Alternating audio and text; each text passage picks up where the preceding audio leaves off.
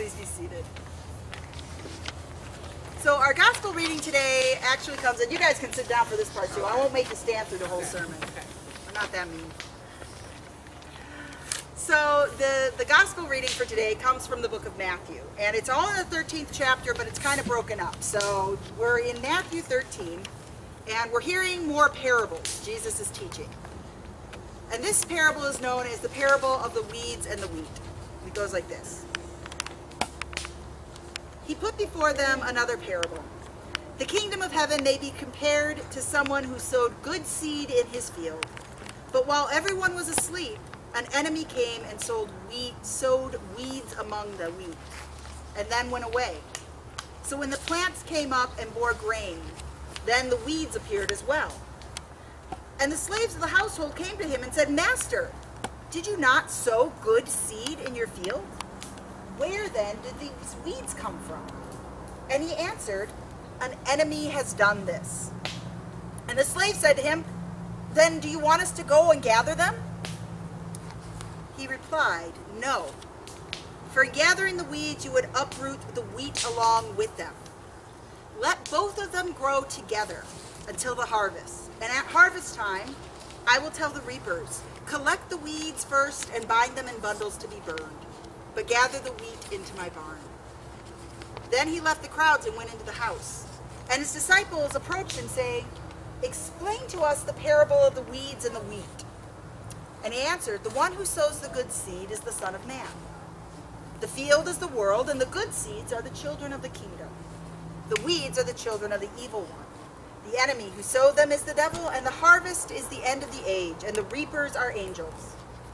Just as the weeds are collected and burned up in the fire, so it will be at the end of the age. The Son of Man will send his angels, and they will collect out of his kingdom all causes of sin and all evildoers. And they will throw them into the furnace of fire, where there will be weeping and gnashing of teeth. Then the righteous shall shine like the sun in the kingdom of their Father. Let anyone with ears listen.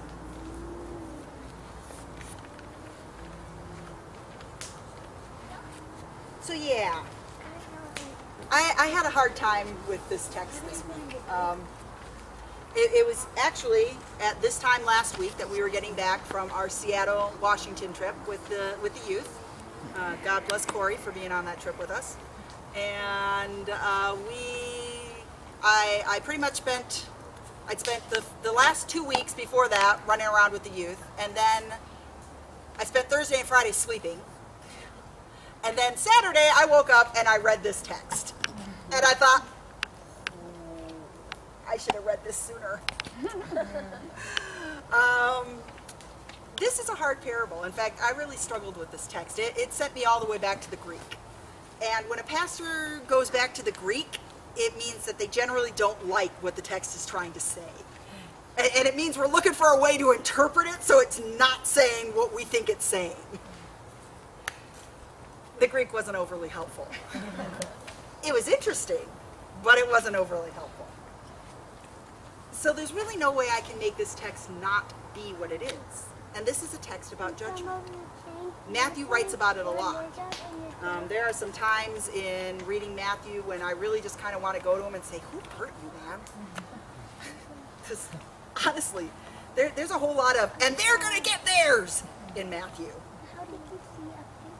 It makes sense in the context. Matthew is writing to a community of severely oppressed people. He's writing to early Christians who are living under the Roman Empire, and the Jewish people hate them, and the Roman people hate them, and pretty much everybody wants to kill them. It makes sense that Matthew is a little angry and that there's a little bit of, let's get those weeds out of here in Matthew's text. But when I read what that text has to say to us today, when I think about what it's saying in our context, I get a different understanding of it. And that is that this is an incredibly gracious text. I know, there was weeping and wailing and gnashing of teeth, and there was fire and burning and reaping, and that sounds scary. But before that, there is this beautiful thing that Jesus does. See, Jesus does what no gardener on earth will do. He lets the weeds grow with the wheat. And that's because Jesus is trying to teach something. Parables are always stories about Jesus trying to teach something to people.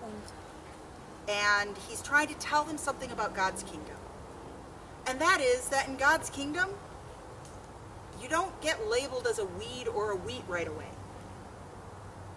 In God's kingdom, the wheat and the weeds grow together. And yes, there are weeds. There's evil in this world. There's hardship. There's tragedy and heartache. There are people that we don't get along with. They might be weeds in our life. But then again, we might be the weed to somebody else's life. And as we look at this text, as we take a closer look at it, we see that Jesus is doing something really radical. You see, every bit of conventional wisdom says, get the weeds out of the garden. I Googled it. I'm not a gardener. So I was like, okay, maybe there are weeds that are good for gardens. So I weeds and gardens, and I Googled it, and nope, whole slew of ways to get rid of weeds, how to prevent weeds, how to get rid of weeds, there are tools you can use, there are sprays, there are flamethrowers. It's horrific. I mean, it's a weed massacre out there. And I'm not going to make the weed joke I made. Okay, so on Sunday, I just gotten back from Seattle. On Sunday, I said, I looked at the internet, and we are a very anti-weed community. Yeah, then I realized what I just said, and I'm like, oh. And Pastor David's son from Seattle just almost died laughing, so it was fun. But it's true. We like to look at society and judge and say, oh yeah, that right there, that is a weed. We got to get that out of the garden. We want the garden to have nice, neat rows. We want the plants to be all labeled. We want things to grow inside their line. We don't want the vines to creep into the other patches. We want the flowers with the flowers and the veggies with the veggies and the fruits with the fruits. And we do not want that crossover and that messiness. But the kingdom of God isn't like that. The kingdom of God is messy. It's a place where lots of stuff grows. And we don't get to decide what's a weed and what's a wildflower. That was one of my mom's favorite sayings. She used to always, let all your may all your weeds be wildflowers. She'd always say. And we don't get to decide which plants belong in the garden and which ones don't. That's for God to do. And that's what God says he's going to do at the end of the age. God, whose judgment is tempered with mercy and grace and love and forgiveness, says, leave that to me. Your job isn't to decide what gets to grow in the garden. Your job is to grow there and bear good fruit and share love as best you are able to and be part of my kingdom and trust that I've got this. That I will be able to take away those weeds, even the weeds that are within ourselves. The parts of ourselves that maybe aren't so nice, aren't our better angels. Those parts of ourselves that are bitter or hurt or angry or jealous. God will remove all those too at the end of the age. But in the meantime, God doesn't give up on the garden. He says there's still good fruit growing there.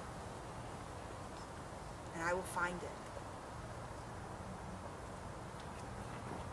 So yeah, there's lots of weeds. But before we decide what does and doesn't belong in the garden, before we decide who is and who isn't welcome, remember that you're welcome. You belong in the garden. You have a place here. And maybe that weed growing next to you belongs in the garden too.